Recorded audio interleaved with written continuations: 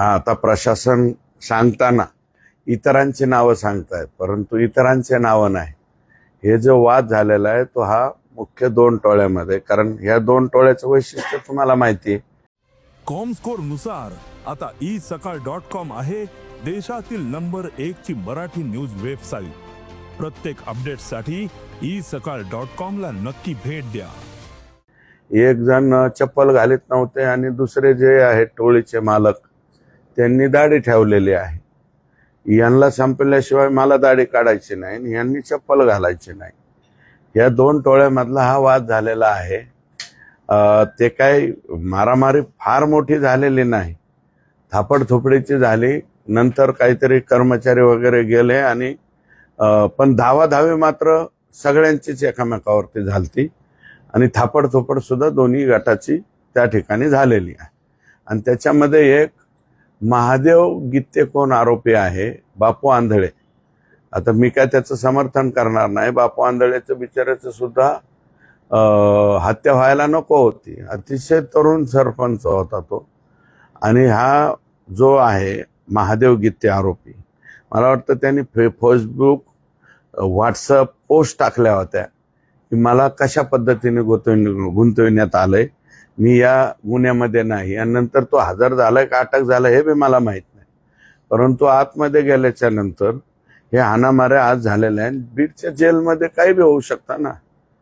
बीडच्या जेलमध्ये माझी तर माहिती अशी आहे की या आकांना स्वतंत्र जेवण सुद्धा पुरवठा होतोय, इथपर्यंत माहिती माझ्याकडे आलेली आहे. आणि एक स्पेशल कोणता तरी फोन आहे ज्याच्यावरून आकांचा डायरेक्ट कनेक्शन कोणत्या तरी परळीतल्या एका फोनशी होतं, इथपर्यंत माहिती माझ्याकडे आलेली आहे. मात्र सुरुवातीला व्हीआयपी ट्रीटमेंटचं समोर आलं, आता वाद समोर येतोय. जिल्हा प्रशासनाची वचक नाही करणार. नाही, याच्यावरती मला असं वाटतं एसपींनी सुद्धा वचक ठेवायला होता, कारण हवा होता.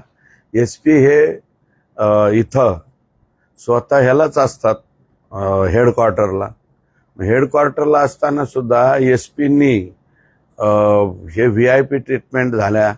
मग त्या व्हीआयपी ट्रीटमेंटला व्हिडिओ पाहायचे, पेपरला आल्याच्या नंतर ह्याला सस्पेंड करा, त्याला सस्पेंड करा. याच्याऐवजी अगोदर एसपींनी काय त्याची व्हिजिट का नाही केली? जेलमध्ये हाणामाऱ्यापर्यंत गेलं. एखाद्या वेळेस आता बाहेर मर्डर करून थकले, ते आत जाऊन मर्डर करणार नाहीत हे कशावरून? आतमध्ये मर्डर का? आणि एकूण सगळं मिळून स्टाफ किती आहे जेलचा? 45 लोकांचा अधिकाऱ्यासह. काही जागा रिक्त आहेत. मग एसपींनी त्या का कळवल्या नाही? एसपींनी कळवायला पाहिजे होत. यामध्ये बॅरक क्रमांक 5 मध्ये तो महादेव गित्ते राहतो. बॅरक क्रमांक 6 मध्ये अक्षय आठवले राहतो आणि बॅरक क्रमांक 9 मध्ये वाल्मिक कराड आहे. पण अक्षय आठवलेचा आणि यांचा बॅरेकच्या बाहेर कसा संबंध आला, काही विचारणा वगैरे? नाही, मी ते हे बघा, आता बराकीत कोणत्या बराकीत कोणाला टाकायचं हा जेल प्रशासनाचा विषय.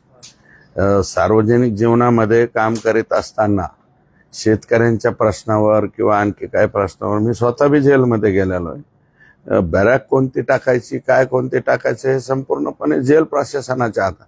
माझं म्हणणं असं आहे की जेल प्रशासनाने हे 2 गट जे आहेत एकमेकाच्या कायमस्वरूपी विरोधात आहेत. हे एक जण म्हणतो मला चुकीनं गुंतवण्यात आलंय, दुसरा अक्षय आठवलेच्या किंवा सनी आठवले का अक्षय आठवले का, अक्षय आठवले यांच्या बाबतीत सुद्धा ह्यांनी काहीतरी केलंच असेल यापूर्वी. मग हे गट दोन्ही एकत्र किंवा समोरासमोर न येऊन देणं. टेलिफोन, तिथं टेलिफोनची सुविधा आहे काहीतरी जेलमध्ये. मी जेलरला विचारलो तर टेलिफोनचा फोन लावताना हा वाद त्या ठिकाणी उत्पन्न झाला. आणि नंतर जेलमध्ये मला वाटतं सकाळी कुठं आंघोळीला किंवा कशाला सोडलेले असतील, जेवणाला सोडले असतील, त्यावेळेस मग सगळेच लोक धावाधावी झाले. जर 15-15 आणि 20-20 आरोपींची तिथं मारामारी लागली असते आणि एखाद्याची हत्या झाली असती तर बीडच्या जेलरनी ते भरून दिलं असतं का? आणि मग तुमच्याकडे काही रिक्त जागा आहेत ते म्हणाले माझ्याकडं. रिक्त जागा भरण्याच्या बाबतीमध्ये त्यांनी अगोदर पाठपुरावा केला नाही का? आणि हे जे आरोपी आहेत काही व्हीआयपी ट्रीटमेंटच्या बाबतीमध्ये त्यांच्या बाबतीत तक्रार होते, टेलिफोन आतमध्ये पोहोच होतोय, स्वतंत्र जेवणाची थाळी त्यांना पुरविली जाते, अशा प्रकारच्या काही तक्रारी येत आहे. मग यातले काही आरोपी तुम्ही यापूर्वीच म्हणजे जेलरनी आणि एसपींनी मग अमरावतीच्या जेलला का पाठवले नाही, नागपूरच्या जेलला का पाठवले नाही, नाहीतर नाशिकच्या जेलला पाठवायचे, कुणाला संभाजीनगरला पाठवायचं हा. आणि बरेचसे आरोपी लातूर जेलच का मागतात?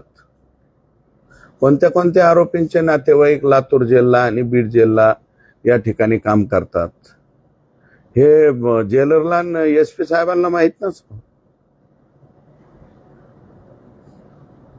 आता मग तुम्ही काही मागणी करताय अमरावती असेल किंवा नागपूर जेल असेल? 100% माझं म्हणणं आहे की हे जे अशा पद्धतीने हाणामाऱ्या होण्यापेक्षा यातले ज्यांच्यावरती आता बबन गीतेच्या बाजूच्या किंवा यांच्या तो महादेव गीते किंवा अक्षय आठवले यांना व्हीआयपी ट्रीटमेंट दिल्याची चर्चा आतापर्यंत कधी झाली नाही. व्हीआयपी ट्रीटमेंट कोणाला दिली जाते तर आकाला दिली जाते. मग आका आणि त्यांचे जे समर्थक आहेत यांना सगळ्यांना अमरावती जेल किंवा नागपूर जेलला का पाठवलं जात नाही? पाठवावं. आणि तसं मला वाटतं ह्याचे असे इनपुट मिळत असताना जेलमधली डीएसपी काय करते? जिल्ह्याची डीएसपीचा तर नंतरचा विषय, परंतु जेलमधली डीएसपी काय करते? किंवा आम्ही पाहिलेलं आहे बाबा शोलेमध्ये जेल में काय कोने कोने में हमारे जासूस आहे, तर जेलच्या कोने कोनेमध्ये हे काय करत होते? आणि काल या चित्रपटात वगैरे हाणामाऱ्या बघितल्या होत्या आम्ही. आता बीडच्या जेलमध्ये कालिया झाला का काय आम्हाला काय कळा. संतोष देशमुखांचा खून झाल्यानंतर एक आरोप गंभीर झाला. तुम्ही ज्यावेळेस भेटायला गेले, सुप्रिया सुळे तिथे गेल्या, एका महिलेच्या नावानं एक कट रचला जात होता आणि बलात्काराचा गुन्हा दाखल करण्यात येणार होता अशी माहिती आहे. तर त्या महिलेचा खून झाल्याची माहिती आहे कळंबमध्ये. तुम्हाला काय मला ऑथेंटिक माहिती नाही, त्याच्यामुळे मी त्याच्यावरती आज बोलणार नाही. नेमकी तीच महिला का असं जर SITच्या तपासामध्ये पुढं आलं आणि त्या महिलेचा जर खून झाला तर ती गंभीर बाब आहे. मग आता हे पुढचे पुरावे संपवायला सुरुवात झाली का? आता याच्यामध्ये आम्हाला संतोष देशमुखच्या खुनाच्या बाबतीमध्ये फार दिव्य आहे, मी ते कबूल करतो की ही केस आम्हाला शेवटपर्यंत लढवायची आहे, शेवटपर्यंत तडीच न्यायची आहे. आणि ह्या सगळ्या लोकांना आनंद आम्हाला त्या दिवशी वाटणार आहे की हे सगळे आरोपी फाशीला गेले पाहिजे. फाशीला जाईपर्यंत आम्ही काही स्वस्त बसणार नाही. परंतु तीच महिला का हे पेपरला वाचलंय मी, परंतु मी माहिती विचारतोय, कळंबच्या पोलिसांना माहिती विचारतोय आणि SITने अजून त्याच्या बाबतीमध्ये दुजोरा दिलेला नाही. त्याच्यामुळे मी त्याच्यावरती आज ऑथेंटिक बोलणार. आपण जर बघितलं तर सांगलीचं जेल असेल, सांगलीच्या जेलमध्ये गांजा सापडला. यापूर्वी अनेक जेलमध्ये मोबाईल फोन सर्रासपणे वापरल्याचं आपण पाहिलं. आता बीडच्या जेलमध्ये तर हाणामारी झाली. गृह विभाग या सगळ्या जेल प्रशासनावर अंकुश ठेवण्यात कमी पडतोय किंवा काय नेमकं याच्या पाठीमागे? नाही काय ठराविक जेलमध्येच हे होतं. मी का म्हणतोय अमरावती जेल आणि नागपूर जेल? त्याचंही काही कारण असेल ना. हे मराठवाड्यातले, मी हर्सुल बद्दल काही बोलत नाही, पण लातूर आणि बीड जेल या जेल प्रशासनाबद्दलच का बोलतोय? या जेल प्रशासनामध्ये काही लोक एवढे निराळलेले आहेत की त्यांना कशाचीच काय भीती वाटत नाही. आणि हे आजचं जे प्रकरण झालेलं आहे कदाचित मग जेलमधल्या प्रशासनाने एकामेकाला दुजाभाव दिला म्हणून झालंय का? कामक्यांनाच अगोदर नंबर लावू द्या, फोन नंबर लावू द्या. कारण जेल प्रशासनामधून त्याच्या कुटुंबियाला किंवा इतरांना फोन लावण्याची, कुटुंबियांना, इतरांना नाही, कुटुंबियांना मला वाटतं फोन लावण्याची सुविधा आहे, वकील आणि कुटुंबीय. मग याच्यामध्ये सुद्धा आमचा नंबर अगोदर लावू द्या, नंतर तुमचा नंबर लावू द्या, अशा प्रकारची मला वाटतं तिथं तिरगी मिरगी असावी आणि त्याच्यावरनं हा वाद झालेला आहे. आपण पहिल्यांदा सुरुवातीला मंत्र्यांच्या बंगल्यात मुंबईला झाली होती. मी आजही त्याच्यावरती ठाम आहे. 14 ऑक्टोबरची डे इथली नाही ना, 8 नाही 14 म्हणलेलं. त्यांना तपासात आहे. हे बघा, तारीख मागं पुढं होईल. मी हे त्याही वेळेस म्हणलेलं आहे. माझ्याकडे जी माहिती आली ते 14 ऑक्टोबर ती ऑफिसवरती, आणि नंतरची जी आहे ती मंत्र्याच्या बंगल्यावर 19 ऑक्टोबर असं मी म्हणलो. तारीख कदाचित मागं पुढं होईल, परंतु SITच्या याच्यामध्ये अजून तशा प्रकारचं काय आलं नाही, आणि त्याच्या अजून तपास पूर्ण झालेला नाहीये. संतोष देशमुखच्या खुनाचा तपास पूर्ण नाहीये, कारण प्रिलिमिनरीच ते चार्जशीट आहे. अजून चार्जशीटच्या बाबतीमध्ये हक्क जो आहे, फायनल चार्जशीटचा हक्क SITने अबाधित ठेवलेला आहे. संतोष देशमुख यांचा खून झाल्यानंतर बरेच आरोपी फरार झाले. त्याआधी काही महिलांची चौकशी बीडच्या Shivajinagar police station, city police station मध्ये झाली, जिथं CIDचा आणि SITचा लॉकअप तिथं केलं होतं. तर त्या महिलेमध्ये एका महिलेचा खून झालाय का? जी महिला जे आता तुम्ही जी बातमी वाचली कळममध्ये, बातमी वाचली, परंतु काय आहे की कोणतंही खून प्रकरण झालं किंवा कुठलीही घटना झाली, कोणत्याही व्यक्तीला चौकशीला बोलवलं म्हणजे तो लगेच आरोपी झाला असं माझं मत नाही. कधी कधी गुन्हेगारांना नकळत सुद्धा मदत त्या ठिकाणी केली जाते. आता प्रत्येक मदत करणाऱ्याला लगेच आपण आरोपी करा म्हणणं हे उचित नाही, कारण त्याचा कुठं ना कुठं तरी संबंध आला असतो, किंवा धाकट तपासाने सुद्धा त्याच्याकडनं मदत झाली असती. तर शिवाजीनगर पोलीस स्टेशनला, सिटी पोलीस स्टेशन, मी निश्चितपणे त्याची माहिती घेईन आणि सिटी पोलीस स्टेशनलाही बोलेन, कळंब पोलीस स्टेशनला बी, कारण पेपरला बातम्या आल्याच्या नंतर मी सतर्क झालो, बाबा तीच महिला आहे का.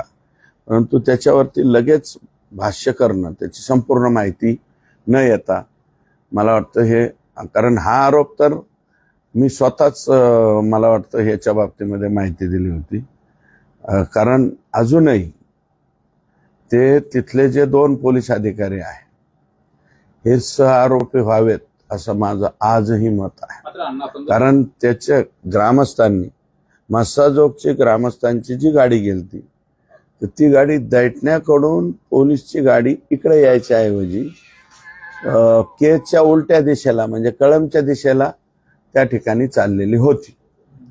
आणि हे त्या दिशेने का नेली, कशासाठी नेली, पण मागून ज्यावेळेस मस्साजोगच्या 2 गाड्या गेल्या त्यावेळेस त्यांनी टर्न मारला आणि माघारी आला. ही जे मारहाण झाली जेलमध्ये, त्याच्या CCTV फुटेज तुम्ही पाहणार आहे, मागून येणार आहे? 100% जेल प्रशासनाला मागणार. माझं बोलणं झालं, मोमीन का काय नावाचे अधिकारी आहेत, मुलांनीला बोललो मी, कारण बातम्या आल्याबरोबर मी तसं हे करतच नाही. ते मुलांनी जे आहे त्यांचा नंबर घेतला, मी त्यांना बोललो. नवीन अधिकारी आहेत मला वाटतं, पूर्वी पवार का काय जेलर होते, त्याच्यानंतर आणखी कोण होते, पवारांच्या काळात बऱ्यापैकी जेल प्रशासन झालं होतं. आणि आता जे आहे, मी काय म्हणतो की मोमीन जे नवीन आलेले आहेत ते लगेच जबाबदार आहेत असं म्हणणार नाही, परंतु काही अनेक दिवसापासून असलेले लोक असतील कदाचित तिथं, निर्ढावलेले लोक असतील, कारण ते कोणत्या आरोपी बरोबर कोणाला चहा नाश्ता आमकं टमकं याला काही घाबरत नाहीत मला वाटतं आपल्या जिल्ह्यातले लोक. मात्र अण्णा, आपण जर बघितलं या प्रकरणात आता बबन गीतेंची एक पोस्ट समोर आली की अंदर मारना या मरना सब कुछ माफ आहे, ते सुद्धा एका प्रकरणात फरार असलेले आरोपी आहेत. अशा पद्धतीने दुर्दैव आहे ना, दुर्दैव आहे. मग बीडचे SP काय, माझं काय म्हणणं आहे की बाबा बबन गीतेवरती आरोप खरा असो का खोटा असो, परंतु ते पण आरोपी आहे ना. मग तुम्ही बबन गीतेला कधी सापडायचे, कृष्ण आंधळेला कधी सापडायचे, आमचे SP फक्त पेपरमध्येच दिसतात का काय कधी कधी, असं वाटायला लागलं. मग प्रश्न असा उपस्थित होतो की एका फरार असलेल्या आरोपीला जेलमध्ये काय चाललंय याची माहिती मिळते. जेलमध्ये झालेली, मला वाटतं आमच्या आता पोस्ट आली, मला तर तुमच्याकडून माहिती मिळाली, नंतर मी त्या मोमीनला विचारलं पत्रकारांकडून, आणि एक जण आहे माझा कार्यकर्ता, त्यांनी माहिती दिली मला, तर ती मी आधी तुमच्याकडनं कन्फर्म करून घेतली, नंतर मम्मींकडे कन्फर्म केली, मग बाईट द्यायला सुरुवात केली. आता जेल प्रशासन सांगताना सांगेल अमक्याचं नाही तमक्याचं भांडण झालं, पण तसं नाहीये. जी बातमी सगळीकडे पसरलेली आहे त्यांचं आणि त्यांचंच भांडण झालेलं आहे. अर्धमजल्यामध्ये दुर्दैवी प्रकार समोर आला. संपूर्ण मस्जिद जे आहे ते चिटणीच्या कांड्याने उघडून देण्याचा घाट घातला होता, मात्र तो यशस्वी नाही झाला. कसं बघता? काही अधिकाऱ्यांशी बातचीत आहे? मी बोललो, अधिकाऱ्यांशी बोललो. तिथले DYSP सिख मध्ये गेलेले आहेत, तर त्यांचा चार्ज आमच्या इकडच्या DYSP, त्यांच्याशी मी बोललो. तो जो गव्हाणे नावाचा पोरगा आहे तो ते कुटुंबाशी त्याचं काही देणं घेणं नाही, आणि तो जास्त प्रमाणामध्ये याच्या आहारी गेलेला आहे. आणि तो दुसरा सागडे का काहीतरी त्याच्याबरोबर, आडगे का सागडे माझी जी माहिती ते सागडे आहे. तर हे एकदम फुल ड्रिंकर ॲटम आहे. आणि काहीतरी संदल तिथं कार्यक्रम होता संदलचा, त्या संदल कार्यक्रमामध्ये किरकोळ भांडण झाले. आणि हा पूर्वी जो ड्रिंकर म्हणतोय हा पूर्वी जिलेटिनचं त्या ट्रॅक्टरवरती काम करणारा होता फार पूर्वीच्या कालावधीत. त्याच्याकडे कदाचित शिल्लक असतील, ते आणले. हे वैयक्तिक त्यांच्या भांडणातून झालेलं हे कृत्य, परंतु त्याला मला असं वाटतं की सगळ्यांनीच ते सोडून दिलं पाहिजे. तर त्याच्या पाठीमागे कोणी आहे का, तर काही नाही. मी माहिती पण घेतली, पोलिसला विचारलं, तर त्यांनी मला सांगितलं की ते 100% ड्रिंकर ॲटम आहे आणि त्यांनी ते कृत्य करण्याचा प्रयत्न केलेला आहे. त्याला लगेच सोशल मीडियावरती ते काय म्हणतात करणारा कोणी त्याला जिलेटिनचे हे देईल असं मला काय वाटत नाही. हे पूर्वीचं काम करीत होतं, त्यावेळेच ते 4-2 काही शिल्लक असतील, आणि ते हे दोघं जण पूर्ण नशेमध्ये असताना जाऊन केलेला कार्यक्रम. याच्या पलीकडे त्याच्यात हे नाही.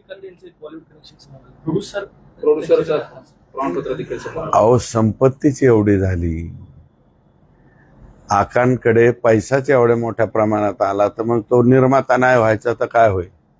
निर्माता म्हणजेच प्रोड्युसर ना, मग काय. आणि ऑथेंटिक मला वाटतं त्यांना हे बी मिळालेलं, कायमचं कार्ड, कायमस्वरूपीचे सभासदत्व त्यांना मिळालेलं आहे. ते मिळणारच ना, कारण पैसा अति झाला. सगळं मालक जिल्ह्याचे बाप होते ना ते, त्याच्यामुळं काही प्रश्नच नाही. आपण जे महादेव मुंडे प्रकरणात आहोत, त्याच्यात आतापर्यंत 8 पोलीस अधिकारी, तपास अधिकारी, हे एसपींनी ठरवायला पाहिजे ना. मग तुम्ही सगळे लोक रोजच्या रोज म्हणतायत, परंतु मग सोशल मीडिया आणि ह्याचं आणि प्रत्यक्षात मग एसपी कसं काय बदलतायत माणसं? आणि ज्यांच्याकडे तपास दिला त्यांना एकाला सांगा ना. आणि माझ्याकडे आजही माहिती आहे काही आरोपी गोट्या गीते वगैरे काही नावाचे असे काही अधिकारी आहेत, ते आरोपी आहेत की ते आता परळीत सर्रास फिरतात.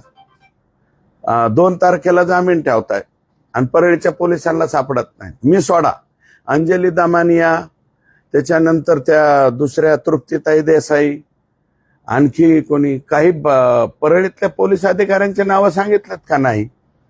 एसपींचं काम नाही का त्यांना हे खरं आहे का खोटं आहे का बघायला, त्यांना परळीतून ह्याला हेडक्वार्टरला जॉईन करायला? मग करतायत काय? आणि 8 पोलीस अधिकाऱ्यांचा पहिला एक कोण DYSP नेमला होता? चोरमले कोणी आणलेला आहे? चोरमले प्रत्यक्षात बघितलंय का तुम्ही? मला त्याचं वर्णन नाही करायचं. आणि तिथले जे ह्याचे संतोष देशमुखच्या खून प्रकरणानंतर मीनाका काय नावाचे आरोपी म्हणजे DYSP आहेत, त्यांनी कुणाकडून तरी बरीच काही मोठी रक्कम घेतल्याची सुद्धा चर्चा आहे. हो, कोणतरी मीना आहेत. हा, ते मीना जे आहेत त्यांनी हे म्हणजे सुरुवातीला एवढं प्रकरण नाही, 9 तारखेला घडल्याच्या नंतर खरं हे उचललं गेलं 16 पासून पुढं. 12ला मी गेलो तिथं. माझ्या अगोदर प्रकाशदादा सोळंके आणि संदीप भैया क्षीरसागर गेलते, तिथले खासदार गेलते, मनोजदादा पाटील गेलते. मनोजदादा तिथं नसते तर मग गुन्हा दाखल करायला, ते असून मी गुन्हा दाखल करायला वेळ झालता ना. हे कमलेश मीना जे आहेत यांच्याबद्दल माझ्याकडे माहिती फार विचित्र आहे की तिकडनं लगेच काहीतरी मोठी रक्कम पदरात पाडून घेतली.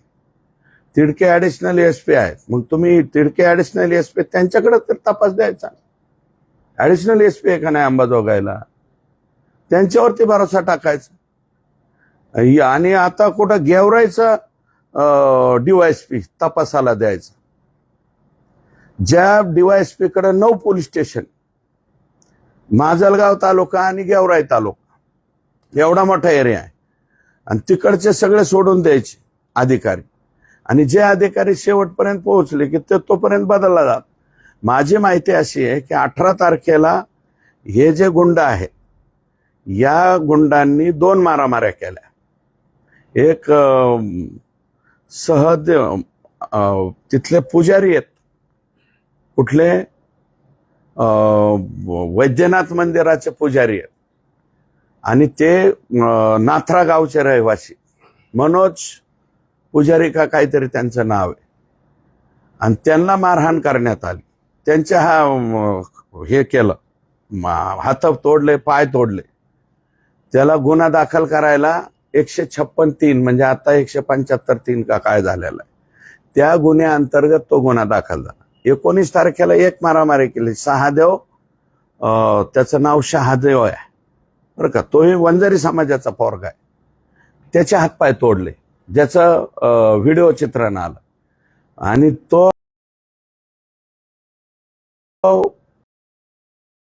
156(3) मध्ये कोर्टात गेला. त्याच्यानंतर गुन्हा दाखल झाला 19 तारखेला.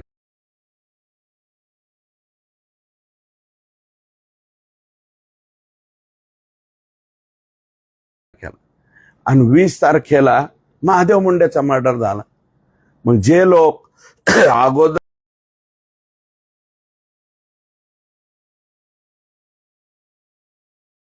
2 दिवस एक सलग मारामाऱ्या करतात, हे तिसऱ्या दिवशी महादेव मुंडेचे मर्डरर नाहीत, हे कशावर?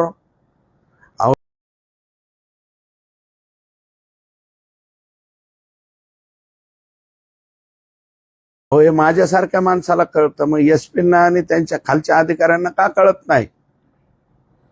आणि जे लोक आकांनी बसवलेले आहेत, एवढे गंभीर त्यांच्यावरती आरोप झालेले आहेत, एसपींचं काम नाही एक चौकशी समिती नेमायची आणि त्यांच्यावर जाऊन चौकशी करायची. अरे बाबा, सुरेश दस काय म्हणतो, जर सुरेश दस. आणखी एक आरोप केला जातोय अंजली दमाने यांच्याकडून की हे संपूर्ण चार्जशीट दोषारोपपत्र दाखल केल्यानंतर यामध्ये ज्यांनी आरोपीला मदत केली, कुणी फोन केले, असं काहीच दिलं गेलं नाही. ते दोषारोपपत्रात जे जबाब आले आरोपींच्या, त्या जबाबामध्ये हत्या केल्यानंतर कुठं कसे पळून गेले, कुठं लपले, असं काही उल्लेख केला गेला नाही. त्यामुळे हा जबाब देखील का मला वाटत नाही असं काही. SIT आहे, सर्वात तेली आहे, आणि मला असं वाटतं की आता त्याच्यामध्ये सरकारी वकील म्हणून निकम साहेबांची नियुक्ती झालेली आहे. निकम साहेब बोलतील ना, कारण फायनल चार्जशीटच्या आधी तर ते 100% बोलणार आहे. ज्या संतोष देशमुख सोबत जे आरोप करणार होते, घटना घडवून आणणार होते महिलेबद्दल, तिचा खून झाला अशी माहिती तुम्ही वर्तमानपत्रात वाचली आणि तशी माहिती समोर आली होती. हीच महिला असल्याचा दावा आता अंजली दमाने यांनी केलेला आहे. बीडच्या एका पत्रकाराने अंजली दमाने यांना फोन करून सांगितलेलं आहे की ज्या महिलेकडनं हे आरोप होणार होते बलात्काराचे, तीच महिला आहे, तिचाच खून झाला अशी माहिती. नाही, मी आज नाही बोलणार त्याच्यावरती. माझं मत असं आहे की आजचा दिवस मला सवड द्या, उद्यापर्यंत, कारण डिटेल एखाद्या अशा काही प्रकरणाच्या बाबतीत, हे संतोष देशमुख फार सेन्सिटिव्ह प्रकरण आहे. या सेन्सिटिव्ह प्रकरणामध्ये संपूर्ण माहिती न घेता बोलणं उचित होणार नाही. काय अंजलीताईंना माहिती पुरवणारे आपल्या बीड जिल्ह्यातलेच लोक, कुठले का असतील, असू द्या ना, पत्रकार असेल तो जबाबदारच असेल ना, काय बेजबाबदारपणे त्याने माहिती पुरवली का? पण त्याच्या बाबतीत मी जे दोन्हीकडं इकडं तिकडं फोन करतो, आता तुम्ही शिवाजी नगर पोलीस स्टेशन किंवा city police station, CID office यांच्याशी बोलावं लागेल, कारण हे CID मधले, SIT मधले आधी वरिष्ठ अधिकारी काही बोलत नाहीत. आम्हाला काही माहिती जी आहे तिथल्या इतर अधिकाऱ्यांकडून घ्यावी लागते, तर ती माहिती घेऊन उद्याच्याला बोलतो. आपण जर बघितलं तर गेल्या 24 दिवसात मारामारीच्या घटना घडल्या. गृहमंत्र्यांशी मुख्यमंत्र्यांशी काही तुम्ही संपर्क साधणार आहे? मी आताच पळसकर साहेब म्हणून सीएम साहेबांचे PS आहेत, त्यांच्याशी बोललेलो आहे. मी लवकरात लवकर आता वेळ मिळाला की साहेबांशी बोलणार आहे. कारण हे कालिया चित्रपट आमच्या इथं येणं हे काही भूषणाची बाब नाही. बीड जिल्ह्यामध्ये सगळेच भूषणं आम्हाला लागायला लागलेले आहेत. त्यातलं आणखी एक कालिया मर्दन हे सुद्धा आमच्या इथं नवीन आमच्यावरती तुरा आमच्या ह्याच्यामध्ये बसू नये.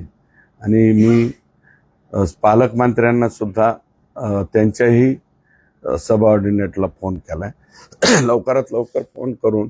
आणि मी उद्याची तारीख वेळ मागितली, कारण 2 तारखेला DPDC आहे किंवा 2ला बी मला मिळाले तरी जाईल मी, कारण DPC पेक्षा मला वाटतं हे प्रकरण गंभीर आहे. 3 तारखेला ज्ञानेश्वरी मुंडे मुख्यमंत्र्यांना भेटणार आहेत. त्याबद्दल काही तुमच्याशी चर्चा झाली? चांगली गोष्ट आहे. ज्ञानेश्वरीताई CM साहेबांना भेटतील तर मी सुद्धा त्यांच्या बरोबर जाईल भेटायला.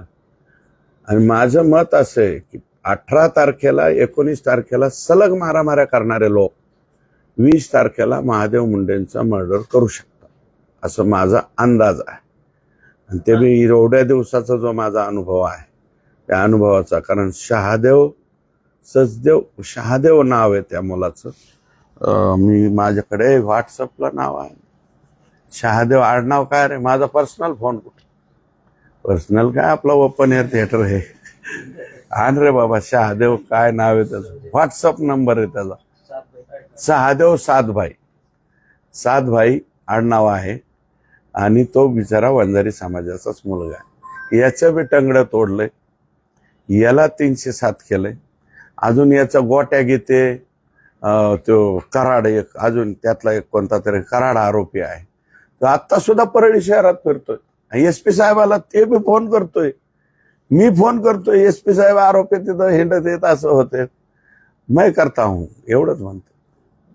आणि बाकीचे आरोपी मध्येच हिंडत होते. बाकीचे आरोपी अटक केले, पण तो जो मेन आरोपी यातले 2 ते गोट्या आणि राजू असे काहीतरी नाव आहेत यांचे, हे मेन आरोपी आहे ह्या दोन्ही प्रकरणातले. सातभाई आणि तो पुजारी, मला वाटतं पुजारी आडनाव आहे, ते कदाचित ब्राह्मण समाजाचे लोक आहेत.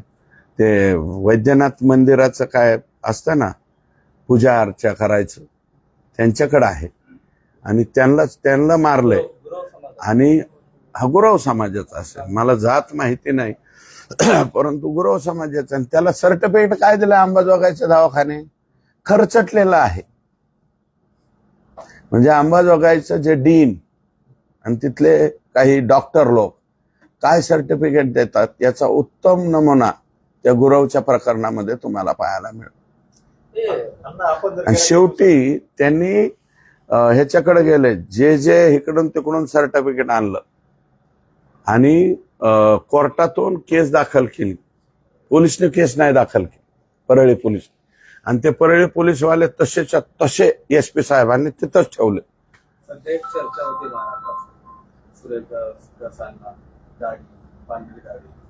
अहो सहज दाढी ठेवले हो, कशावर ना कशाचं काय.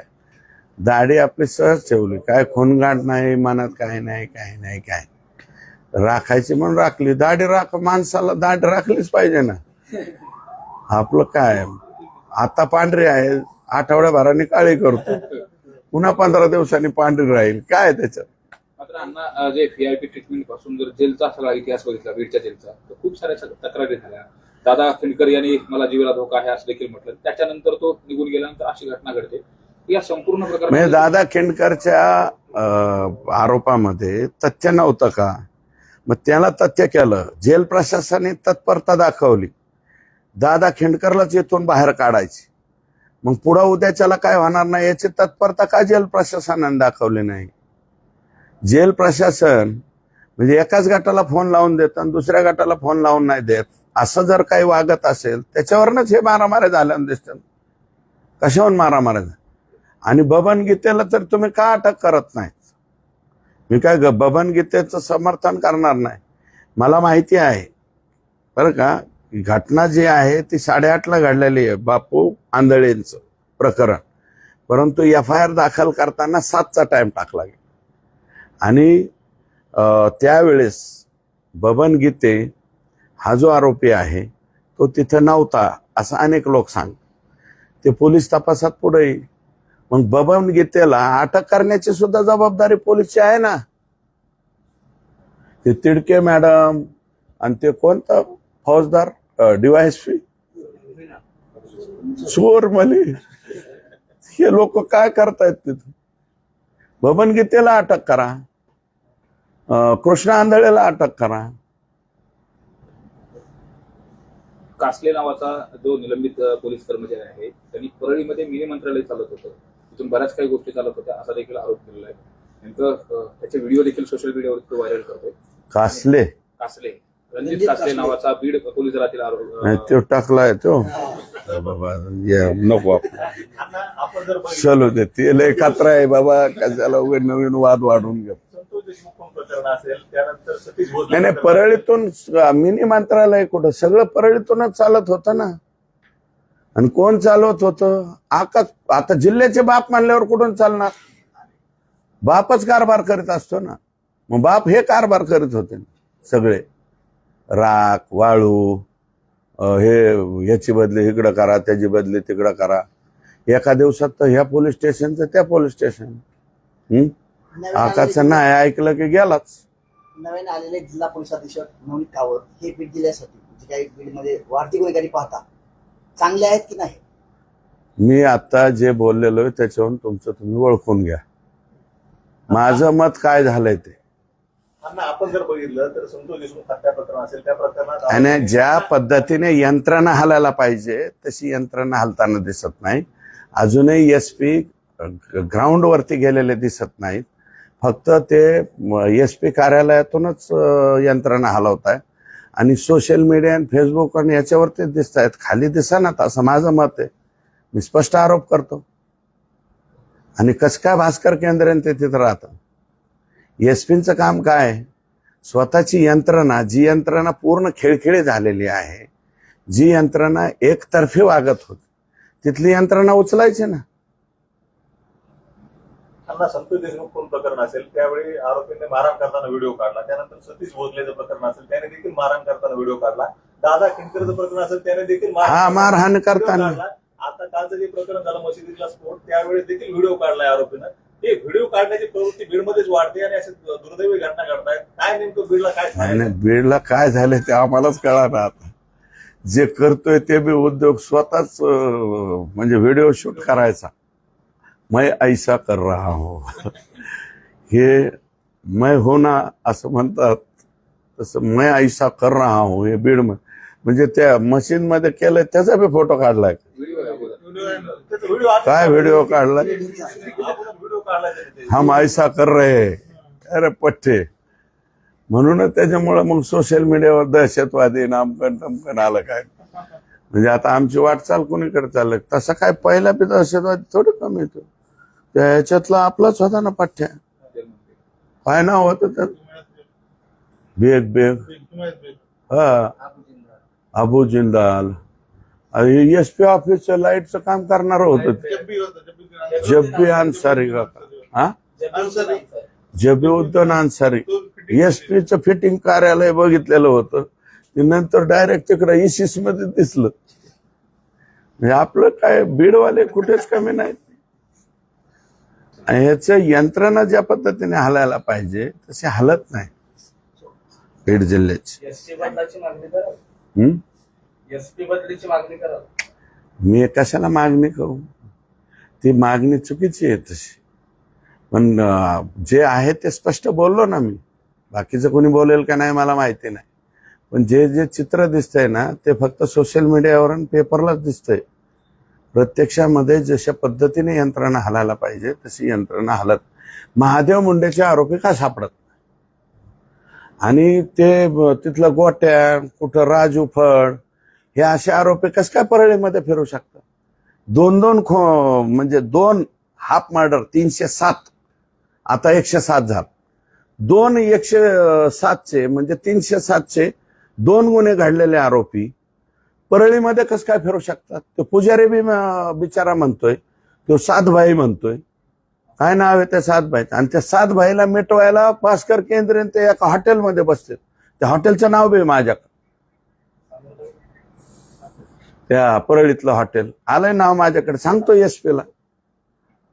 त्या हॉटेलचं सांग, त्याच्या आधी त्याचं ती ओढून टाकते ना, ती काय म्हणते सीसीटीव्ही. तुम्हाला नाव सांगितलं तर 1 तासात तर उडून जाईल कोण कोण बसलंय काय बसलंय. त्या सातभाईवर दबाव टाकते. ते निघून गेले बारामतीला का कुठं. बीड जिल्ह्यात सुद्धा थांबा ना. म्हणजे ज्याचं जो 1.5 वर्ष लाढलाय, महादेव मुंडेचं प्रकरण 15-16 महिने झालं ना, यांना मारलेलं तेच महिने झालेत ना. 16 महिने परळीच्या पोलिसांना 307 मधले आरोपी सापडत नाहीत. सगळे आरोपी परळी शहरात बिनधास्त फिरतात. आका जेलमध्ये गेला तरी बी हिंडतात. नवीन एसपी आले तेव्हापासून आतापर्यंत बी हिंडतात. तरी सुद्धा हे कसं काय आरोपी अटक होत? मग ह्याला पोलीस दल म्हणायचं का काय म्हणायचं? गृहमंत्री काय बोलणार तुम्ही? मी वेळ मागितलं म्हणलं ना, उद्याची वेळ मागितली, पोलीस अधीक्षक परवाची मिळाली तर परवाची मागितली, 3 तारखेपर्यंत मिळाली, 3 तारखे. देश विदेशातील प्रत्येक घडामोडींचे लाईव्ह अपडेट मिळवण्यासाठी आता साम टीव्हीच्या सर्व सोशल मीडिया प्लॅटफॉर्मला लाईक, फॉलो आणि सबस्क्राईब करा.